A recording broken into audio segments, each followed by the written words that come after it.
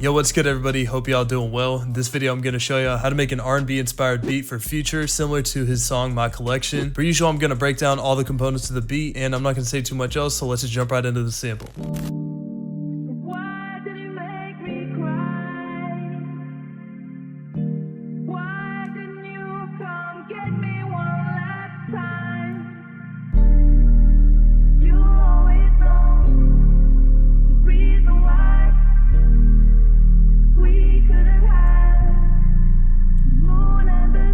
So as you can tell, the sample is pretty simple. It's only 3 stems. The first being the E piano, then the vocal chops, and then the sub bass. So for my first melody, I went to Analog Lab and I got this E piano preset and I made these adjustments here on the bottom. This is slower than my normal beats. The tempo for this is 83 BPM. So if you did it in double time, it'd be 166. So the key used in this sample is D sharp major. So the first chord I have here is a D sharp major 7. So in other words, it's the first, third, and fifth note in the D sharp major scale. And then I threw in the 7th note, which is just 1/2 step below the first one. And typically these 7th chords are pretty good for R&B type of beats because they give the major chord a little bit of a minor undertone to it. So if we select the bottom 3 notes, this is D sharp major. And if we select the top 3 notes, we get G minor. So the 7th chord is pretty much combining a major chord and a minor chord into one. So it gives it that kind of mysterious R&B type of feel. For my second chord, I pretty much just copied all this over and moved it down a 1/2 step. I moved this top note down a whole step. And then for the third measure, I went back to the D sharp major and I dropped the 7th note. And for my last note, I picked A sharp major. And then I threw in these G and A sharp just to add a little bit more character to it. But overall, the chord progression is pretty simple. And this is what the chords pattern sounds like by itself.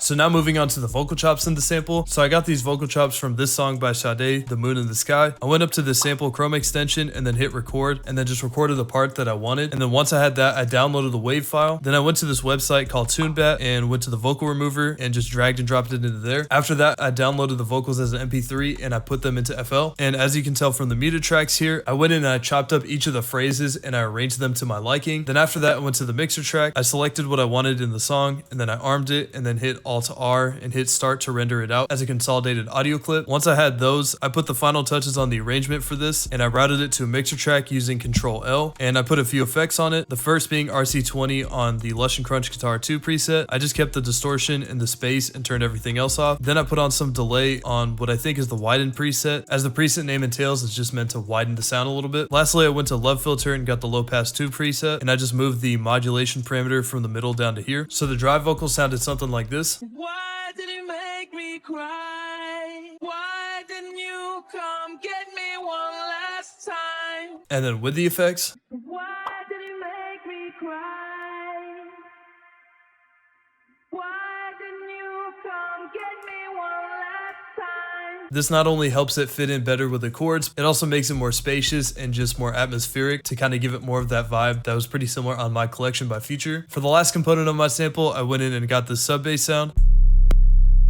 Overall, I kept it pretty simple. I pretty much just copied the root notes of the chords that I used.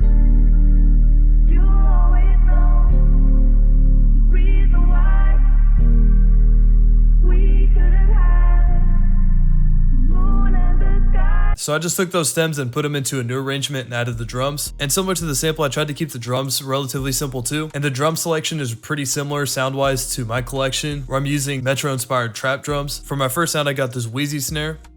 And I primarily laid this down on the 2nd and 4th beat of each measure.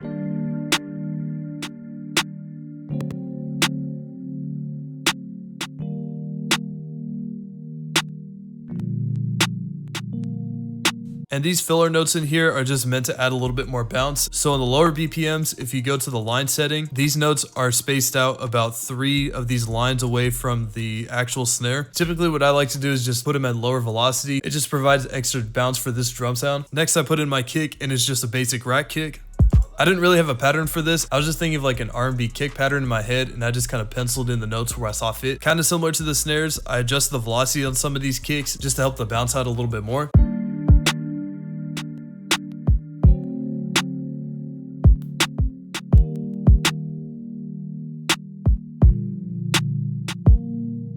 So now that we got the basses and our kicks and the snares, I moved on to the hi-hats. This is like a hit 1 type of sounding hi-hat.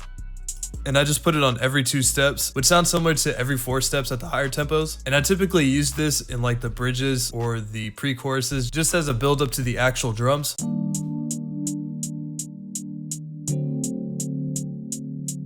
So now going into the second hi-hat pattern, which is the more common one in this beat. I pretty much took the 2-step from that last pattern and just filled in all the gaps on the lines. And I threw in a few different rolls here and there. All these rolls right here are either on the line or I used the 1/4 step snap to grid. Also for the 2-step, the velocities are staggered here a little bit. That's just to give it a little bit of extra bounce. And going into the note pinning, I also adjusted some of these manually so that some of the rolls or like a couple of the 2-steps just pan differently from ear to ear.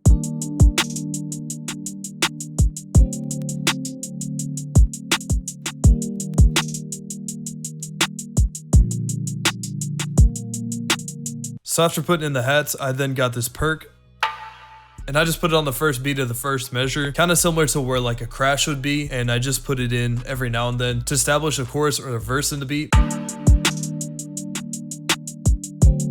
And then for my last drum pattern, I went and put in an 808 using the Spins 808.